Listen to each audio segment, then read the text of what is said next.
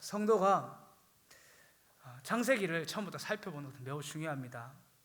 왜냐하면 이 창세기는 결국 세상의 이치를 우리로 하여금 깨닫게 하기 때문에 그렇습니다. 이게 좀 어려운 말로 하면 기독교 세계관이라고 합니다. 세계관이란 말은 사람들이 세상을 바라보는 관점이라고 합니다. 어떤 사람이고 세상을 객관적으로 바라보는 사람은 없습니다. 다 자기의 생각을 가지고 세상을 바라봅니다. 이 세계관을 색안경으로 비유를 하는데 자기만의 색안경을 끼고 세상을 바라봅니다. 어떤 사람이 까만색 안경을 끼고 세상을 바라보면 세상은 온통 검은 것이고, 빨간색 안경을 끼고 세상을 보면 세상은 온통 빨갑니다. 그렇게 자신이 보이는 그 관점을 가지고 이 세상에 일어난 일들을 해석하고 판단하고, 그리고 자신이 생각한 대로 그렇게 행동으로 옮깁니다. 성도가 기독교 세계관, 즉 말씀을 통해서 세상을 바라본 눈을 가지는 것이 왜 중요한가 하면 곧 이 세계관이 성도의 삶으로 이어지기 때문에 그렇습니다. 이 기독교 세계관에서 가장 중요한 세 가지 단어가 있는데 그것이 바로 창조, 타락, 구속입니다. 하나님께서 세상을 어떻게 창조하셨는지를 보는 것이고, 죄로 말미암아 이 세상이 어떻게 어그러졌는지를 보는 것이 타락이고, 그리고 그 가운데서 하나님이 어떤 은혜로 구속해 가시는지 그것을 살펴보는 것이 바로 이 기독교 세계관의 핵심이라는 말입니다. 그런데 이 세 가지 단어 중에서 성도가 가장 민감하게 살피고 가장 오랫동안 살펴야 되는 것이 있습니다. 그것이 바로 타락입니다. 왜냐하면 성도가 이 땅을 살아가면서 어떤 세상을 살아갑니까? 하나님께서 창조하신 그 세상을 우리가 말씀으로는 들었지만 실제로 우리가 살아가는 세상은 죄로 말미암아 어그러진 세상입니다. 죄가 들어와서 깨진 세상 속에서 모든 성도는 살아가고 있고, 그렇게 주님께 주신 은혜로 살아가고 있는 것입니다. 성경에서 그 어그러진 세상에서 살아가는 성도의 이야기가 어디서부터 시작되는가 하면 바로 창세기 4장부터 시작이 됩니다. 그래서 이 창세기 4장을 우리가 이 은혜 안에 살펴보는 것이 매우 중요합니다. 그러면 이 4장부터 잘 살펴보시면 성도가 이 땅을 살아가는 것이 얼마나 은혜 가운데 살아가는지 우리가 살필 수 있고, 또 이 땅에 있는 모든 인생들이 하나님 앞에 죄에 이끌려서 살 수밖에 없고 그 사망의 권세를 벗어날 수 없다는 것도 너무나 잘 알 수 있을 것입니다. 지난번에 한 말씀을 기억하십니까? 지난번에 가인과 아벨을 통해서 정말 우리의 자녀들이 하나님의 은혜 안에서 믿음으로 자란다면 정말 감사하라고 그렇게 말씀을 드렸고, 또 우리 이 땅 살아가면서 가인의 예배와 아벨의 예배를 비교해 보면서 하나님이 받으신 예배는 나의 삶을 온전히 내어드린 예배라고 분명히 말씀을 드렸습니다. 그것을 기억하시고 오늘 말씀 드렸으면 좋겠습니다. 그래서 오늘은 가인의 삶을 통해서 죄는 은혜로 다스려지는 것입니다 라는 제목으로 말씀을 전하려고 합니다. 우리는 죄를 지을 수밖에 없습니다. 그것이 우리의 연약함입니다. 이 가인의 삶을 보시면서 나와 상관없다고 여기지 마시고 이것이 내 삶 가운데서 일어난 일이고 이 세상에 일어나고 있는 일이라는 것을 명심하고 들으시길 바랍니다. 하나님께서 아벨과 그의 제물은 받으시고 가인과 그의 제물은 받지 않으셨습니다. 그 이유가 무엇이었습니까? 바로 죄 때문이었습니다. 5절에서 6절, 창세기 4장 5절에서 6절을 함께 읽겠습니다. 시작. 가인과 그의 제물은 받지 아니하신지라. 가인이 몹시 분하여 안색이 변하니 여호와께서 가인에게 이르시되 내가 분하여 함은 어찌 됨이며 안색이 변함은 어찌 됨이냐. 하나님께서 가인의 제물을 받지 않으셨고 그것을 가인이 알았습니다. 근데 하나님 앞에서 얼굴이 붉어지고 하나님 앞에 막 화가 났습니다. 근데 하나님께서 내 얼굴색이 변함은 어찌미고 내가 분내면 어찌냐고 이렇게 물으셨습니다. 그런데 그렇게 물으신 이유가 무엇입니까? 하나님 몰라서 그러는 것이 아닙니다. 내가 너의 죄를 아는데, 너도 너의 죄를 아는데, 그 죄를 지었는데 왜 내 앞에서 지금 얼굴을 붉히면서 화를 내고 있느냐? 왜 내가 너의 제사를 받지 않은 것에 대해서 그렇게 화내고 있느냐? 그 말씀을 하고 있는 것입니다. 죄는 참 은밀한 가운데 짙습니다. 그래서 사람들이 많이들 착각하는 것이 숨길 수 있을 거라고 생각을 합니다. 우리가 은밀한데 지으니까 아무도 내 죄를 보지 못했으니까 이 죄가 드러나지 않을 거라고 생각을 합니다. 가인도 그랬습니다. 그런데 중요한 것은 다른 사람 다 몰라도 이 죄는 그 죄를 지은 나도 알고 내 중심을 보시는 하나님이 아십니다. 그래서 우리는 날마다 우리가 하나님을 믿는 사람이라면 하나님께서 내 중심을 아신다는 사실을 분명히 기억하시고, 하나님께서 지금 내가 짓고 있는 이 죄도 알고 계시다는 것 곧 명심하시길 바랍니다. 할렐루야. 하나님은 자신 앞에서 얼굴색이 변한, 그리고 씩씩거리고 있는 그 가인에게 이렇게 말씀하셨습니다. 7절을 함께 읽겠습니다. 시작. 내가 선을 행하면 어찌 낯을 들지 못하느냐? 선을 행하지 아니하면 죄가 문에 엎드려져 있느니라. 죄가 너를 원하나 너는 죄를 다스릴지니라. 선을 행하지 아니하면 죄가 문에 엎드려져 있다고 분명히 알려주시고, 하나님께서 가인에게 어떻게 말씀하셨냐면 죄가 너를 원하나 넌 죄를 다스려라, 이렇게 말씀을 하셨습니다. 죄를 다스리라는 이 말을 듣고 가인은 어떻게 행동을 합니까? 동생 아벨을 쳐 죽입니다. 8절을 읽겠습니다. 시작. 가인이 그의 아우 아벨에게 말하고 그들이 들에 있을 때에 가인이 그의 아우 아벨을 쳐 죽이니라. 하나님의 말씀을 듣고 결국 동생 아벨을 쳐 죽인 것입니다. 그런데 우리가 이 말씀을 보시면서 가인이 우발적으로 실수하여서, 그러니까 자신의 분에 못 이겨서 그렇게 순간적으로 동생을 죽인 것 같으십니까? 그렇지 않습니다. 이 8절의 말씀을 잘 보시면 가장 앞에 뭐라고 말합니까? 가인이 그 아우 아벨에게 말했다고 말합니다. 무슨 말을 했는지는 안 나옵니다. 그런데 분명히 말을 했습니다. 그리고 들에 나갔습니다. 이게 무슨 말인가 하면 아벨이 들에서 양을 치고 있는데 가인이 지나가는 가운데 동생 아벨을 보고 화가 나 쳐 죽인 게 아니라 아무도 보이지 않는 그들로 동생 아벨을 오라고 했고 거기서 쳐 죽였단 말입니다. 아무도 보이지 않는 들에서 그렇게 아벨을 죽인 것입니다. 우리는 가인이 하나님께서 이 죄를 다스리라고 말한 그 말을 듣고도 죄를 다스리지 못한 것을 보면서 무엇을 깨달아야 합니까? 죄는 내가 다스려야지 그렇게 결단한다고 해서 다스려지는 것이 아니라는 것을 깨달으셔야 합니다. 왜 그런가 하면 이 세상의 모든 사람들은 원죄 아래 놓이게 되었고 그 죄로 말미암아 하나님과의 관계가 끊어졌습니다. 그래서 사망의 권세 아래 있기 때문에 우리는 우리의 그 연약함 때문에 죄에서 스스로 결단해서 벗어날 수 없습니다. 원죄가 무엇이라고 전에 말씀을 드렸습니까? 아담과 하와가 선악을 알게 한 열매를 따먹은 일인데 그 일의 핵심이 무엇이라고 말씀드렸습니까? 이 선악을 알게 한 열매를 하나님께 두신 이유는 선악을 알게 하려고 두신 게 아니라 하나님이 너희의 창조주이심을 알게 하시려고 두신 겁니다. 근데 그것을 따먹었단 말은 무슨 말인가 하면 하나님을 떠나서 살고 싶은 겁니다. 하나님의 다스림을 떠나서 살고 싶은 겁니다.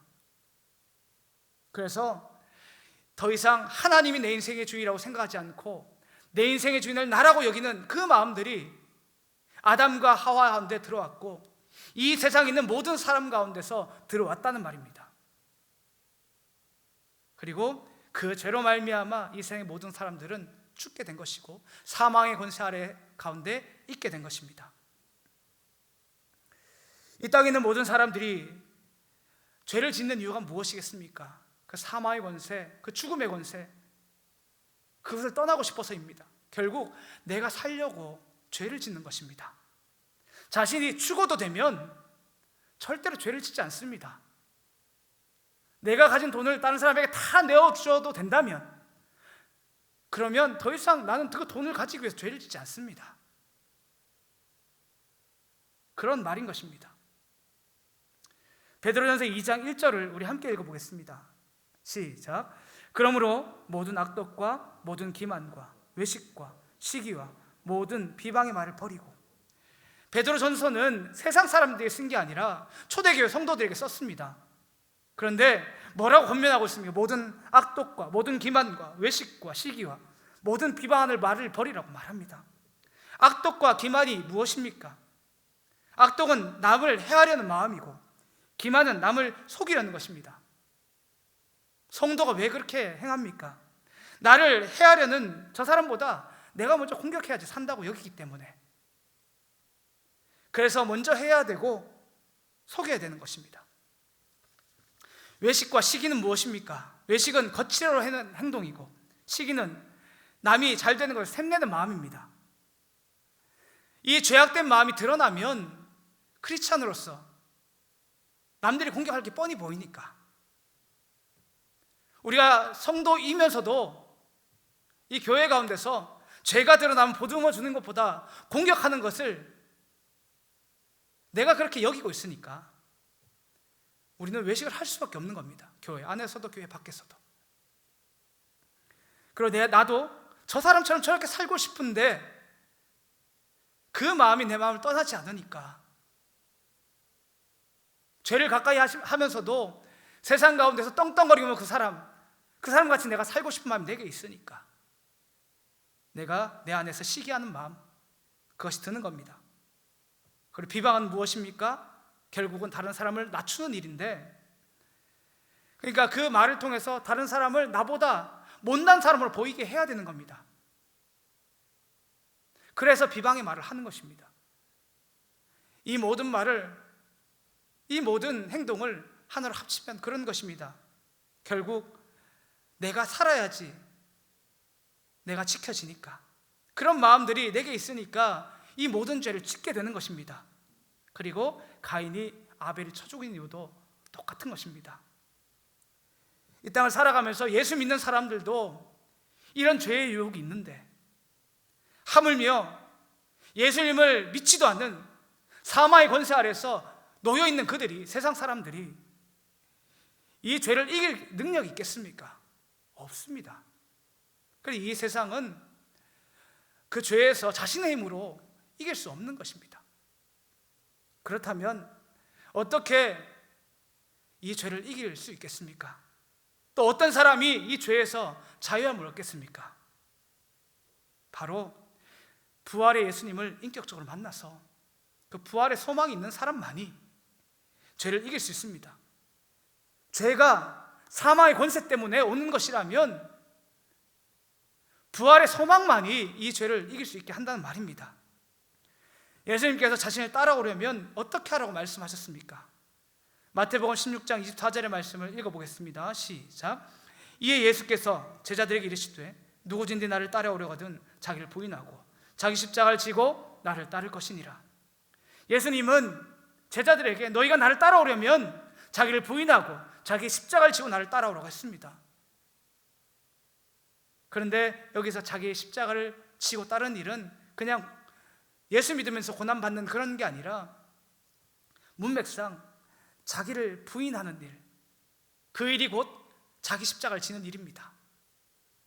지금까지 예수 믿기 전에 평생에 자신이 의지했던 자신의 힘, 자신의 능력, 자신이 산다고 여겼던 그 모든 일들을 내려놓는 일, 그것이 곧 자기의 십자가를 지는 것입니다.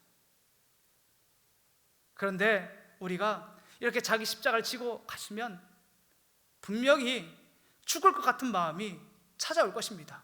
예수님께서 십자가를 지셔서 십자가에 달려 돌아가셨던 것처럼 정말 지금까지 내가 의지했던 그걸 내려놓는 순간 앞이 캄캄해질 겁니다. 근데 우리 예수님이 우리에게 보여주신 것이 무엇입니까? 십자가를 지셨지만 그 끝은 부활하셔서 하나님 우편에서 영광을 누리시는 것 우리에게 보여주셨습니다. 그리고 우리가 죽는 것 같아도, 이 땅에서 정말 형편없이 사는 것 같아도 물론 하나님께서 먹이시고 입히십니다. 그런데 그것이 전부가 아니라 그 마지막 날에 주님같이 다시 살아나고 부활의 소망으로 영원히 사는 것, 그 길을 우리에게 보여주신 겁니다.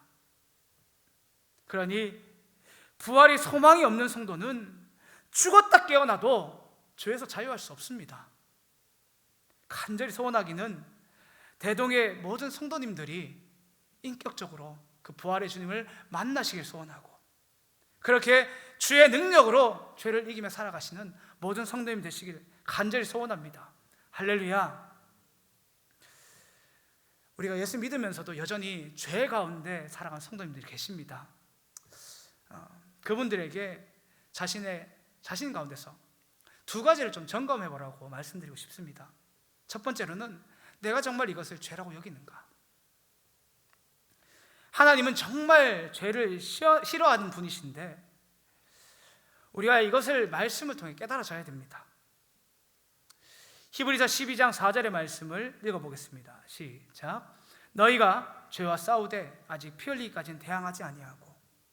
우리가 은혜로 구원받았는데 왜 성도가 죄와 싸우는 모습이 있는데 피 흘리기까지는 대항하지 않는 것입니까? 왜 그런 마음이, 왜 그런 모습들이 성도의 삶 가운데서 나타나는 것입니까? 우리가 은혜로 구원받은 이후에 내 노력으로 구원받은 게 아니지 않습니까? 내가 죄와 싸워서 이겨서 그렇게 구원받은 것이 아닙니다. 그래서 우리 마음 가운데서 은혜로 구원받은 이후에 이런 마음들이 찾아옵니다.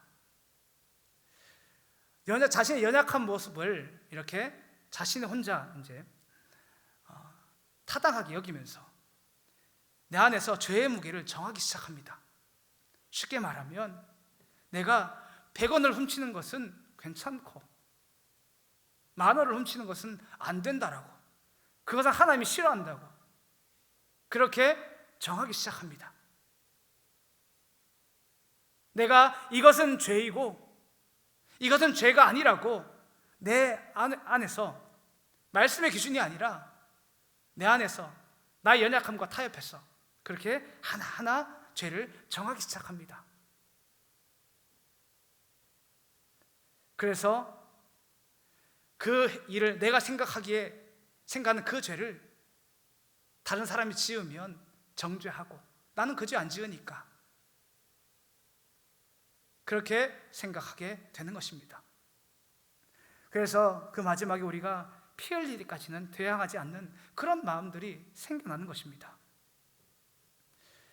근데 하나님이 우리가 정말 은혜를 구하며 살아간다면 물론 부족할 수 있습니다. 그것을 부인하는 건 아닙니다. 정말 부족한 걸 알면 우리가 어떻게 살겠습니까? 야고보서 1장 26절을 함께 읽어보시길 바랍니다. 시작. 누구든지 스스로 경건하다 생각하며 자기의 혀를 재갈 물리지 아니하고 자기 마음을 속이면 이 사람의 경건은 헛것이라. 무슨 말입니까? 이 야고보서에는 몇 부류의 사람들이 있었습니다.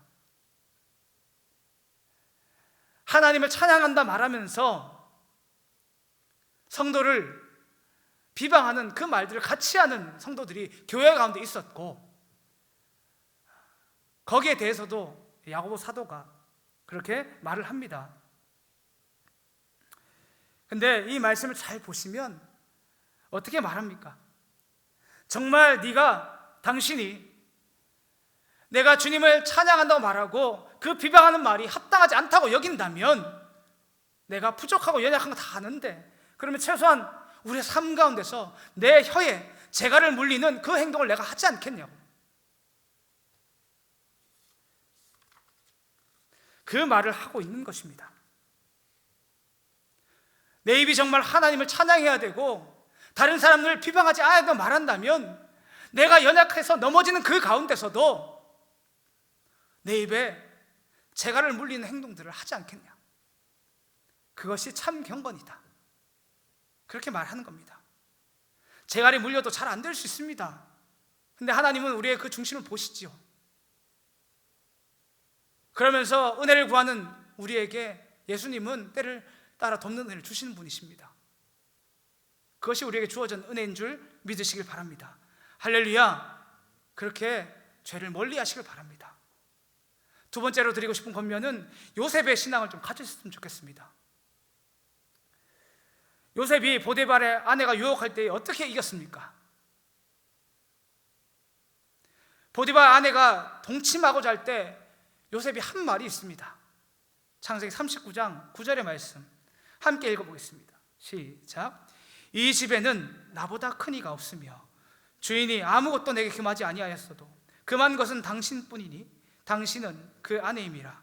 그런즉 내가 어찌 이 큰 악을 행하여 하나님께 죄를 지으리까.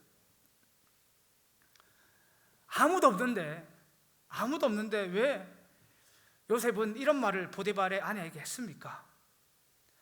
왜 그랬을까? 한참 생각해 봤습니다.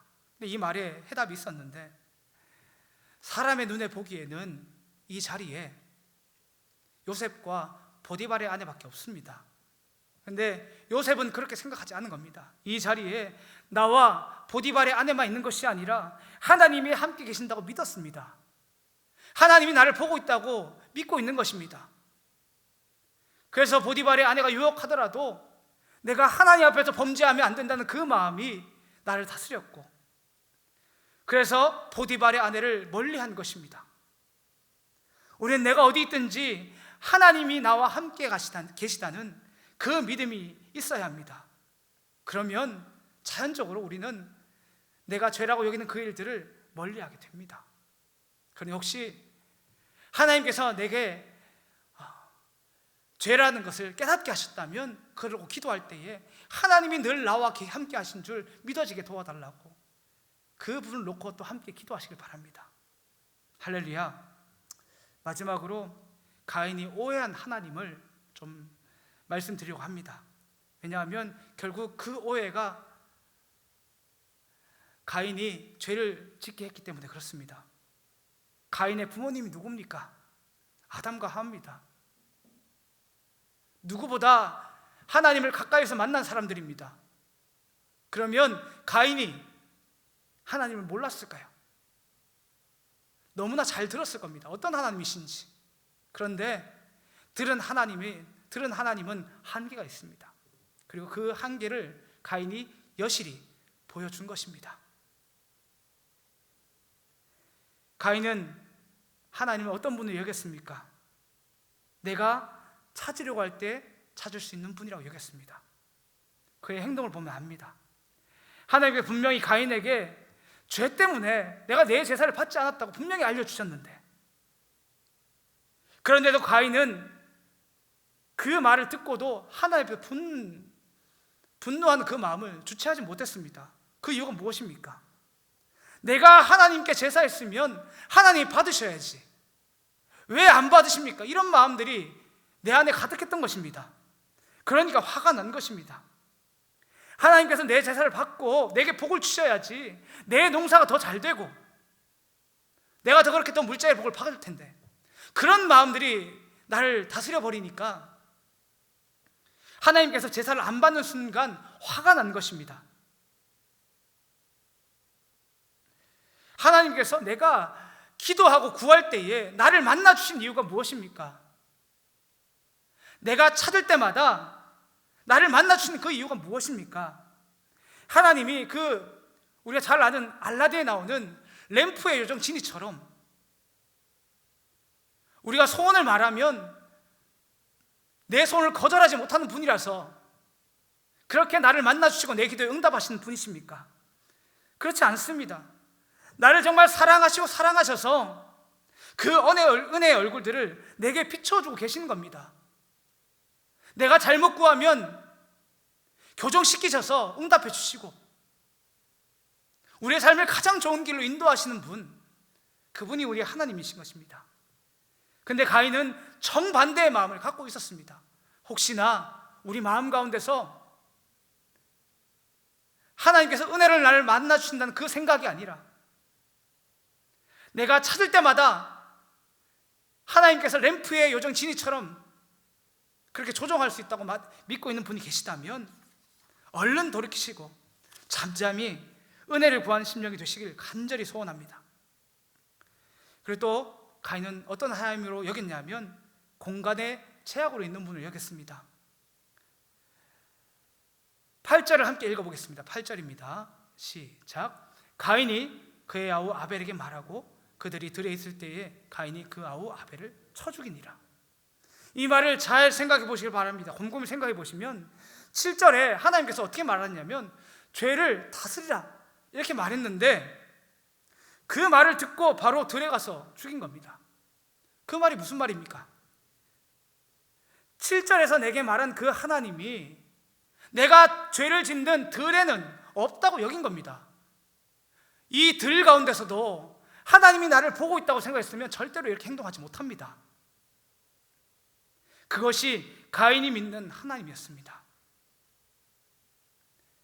가인은 아담과 하와에게 하나님에 관한 이야기를 너무나 많이 들어서 알았습니다. 그런데 정작 하나님을 신뢰하지 못했고 하나님을 아는 것 같아도 정작 그 하나님을 알지 못하는 것이 가인이었습니다.